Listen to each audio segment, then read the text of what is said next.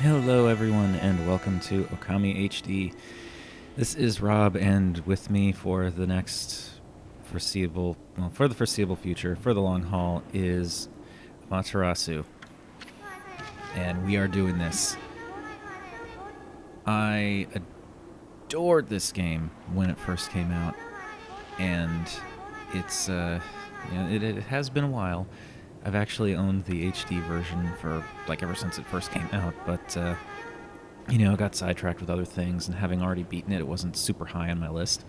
But now, oh yes, you better believe I'm playing through this. So, Cliff's Notes version for anyone who's unfamiliar with the story, and that dress, I forgot about that dress. Yeah, Cliff's Notes version for anyone who's unfamiliar with the story, and also because the beginning is incredibly long and unskippable.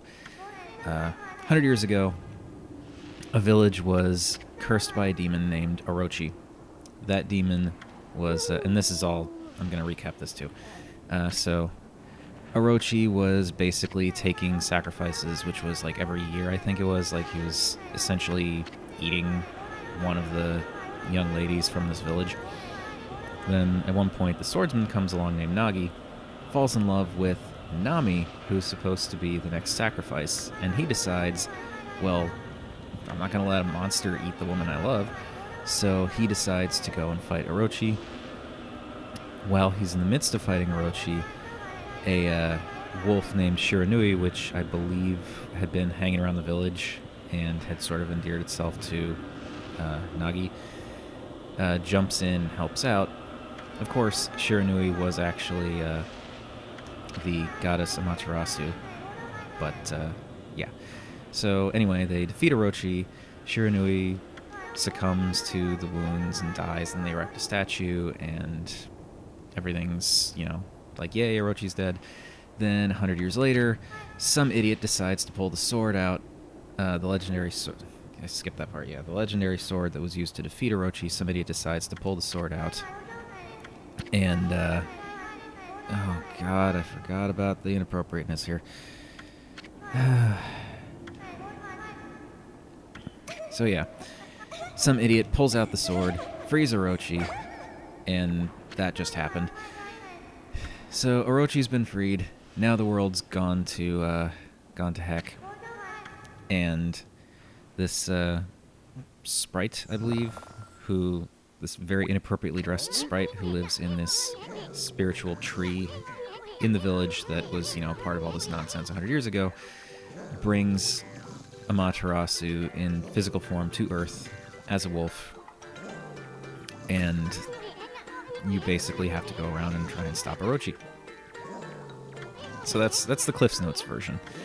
Yeah, the explanation that they gave was kind of long-winded and couldn't fast forward through it. And here's Isun, the tiny wandering artist. He's basically, if you're familiar with the Legend of Zelda games, and especially Ocarina of Time, he's basically Navi, only a lot less annoying. And he actually has a personality.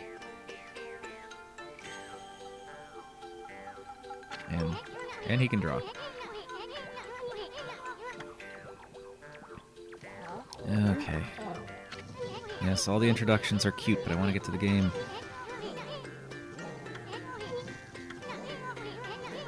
But I do adore this game.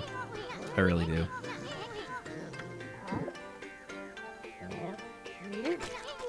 And that's how it starts, with Amaterasu eating Isun. Oh boy.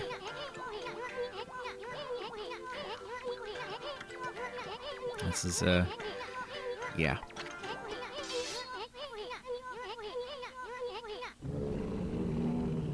I love naming swords. Okay, yes. Serious stuff is happening. Enough of this nonsense.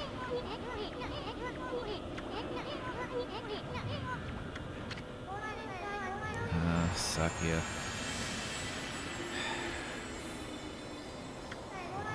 It's almost as bad as the Great Fairies in Ocarina of Time.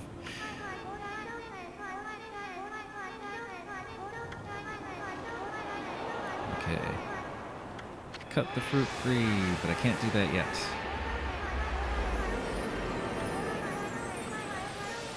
Come on. Yes, let's get to the game. Come on. In some cases, he's a little too much like Navi.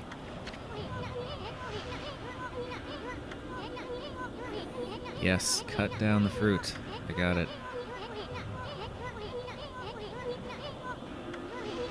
I know. I know.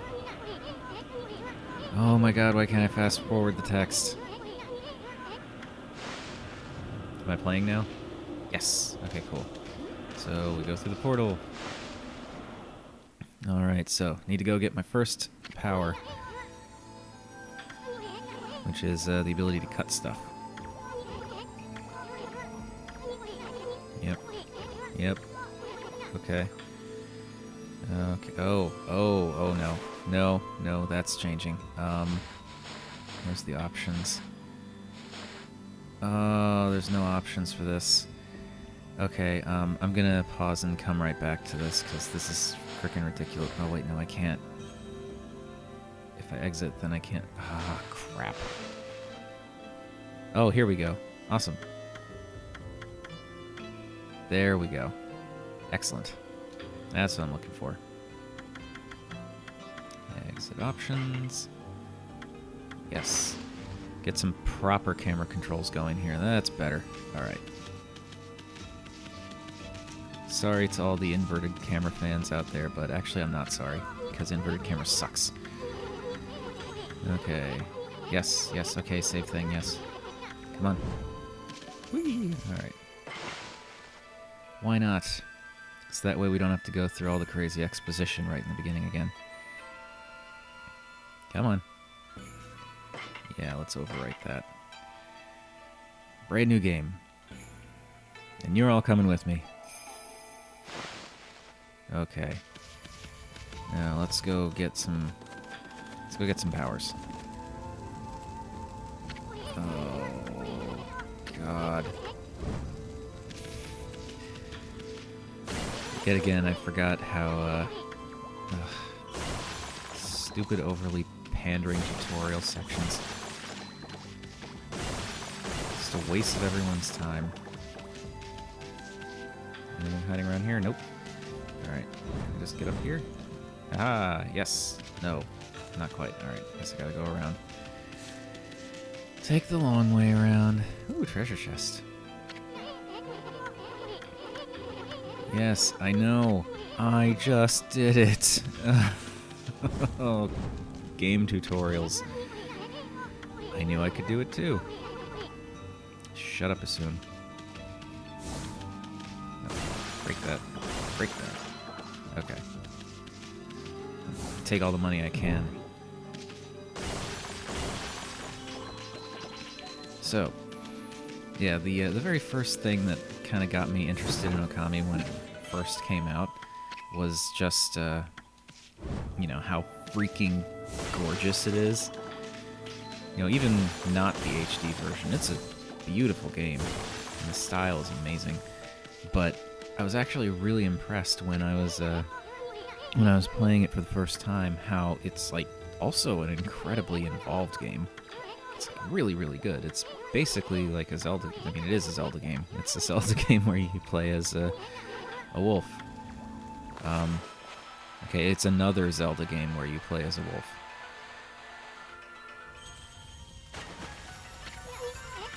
Celestial Brush. Okay. Yeah. Come on. Yeah. Alright, let's go. And yeah, so you get these brush powers that you actually use to do various things. And things that... come on. I know what I'm supposed to do. We don't need to do this so slowly. Give me my money.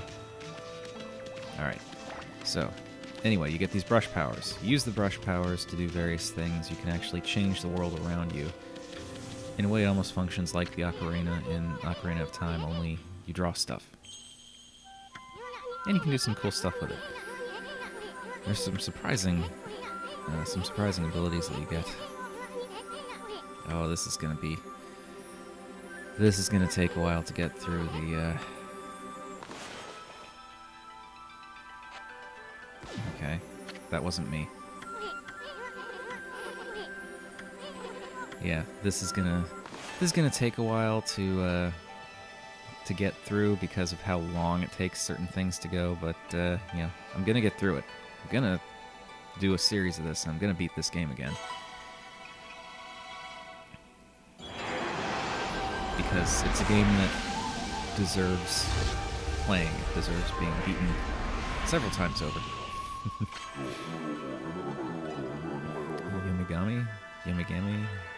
I'm gonna go with Yomigami.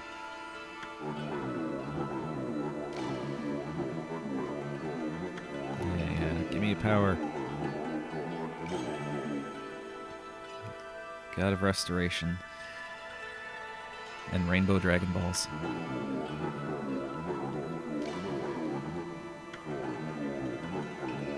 I love how it's like, I love the design of this guy, how he's like actually kind of going into the scroll and then coming back out again. It's really cool. I lost the 13 brushes. Well, 12 now, because I'm going to get this one back. So yeah, that's kind of one of the tasks of the game, is you're going around, you're trying to collect all these celestial brushes that you've misplaced. But you also get a lot of other stuff in the process, and get to some really wild locations and fight some really crazy bosses. It's really cool.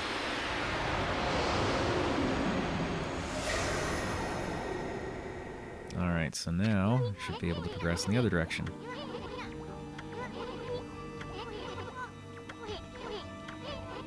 Shut up, Asun. Alright. Give me my money. I will actually be spending this money on stuff at some point in the future. Yes, fine. I was just about to...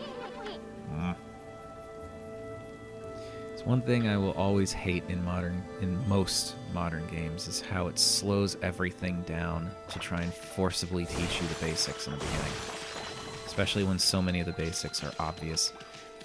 But as I was going to say, another thing that I loved about this game was how when you really start running, you can actually see that she's leaving a wake of flowers that spring up behind her, and I think that's just really cool.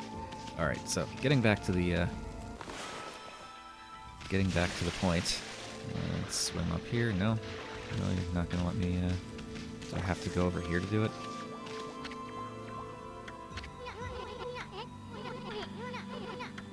Okay.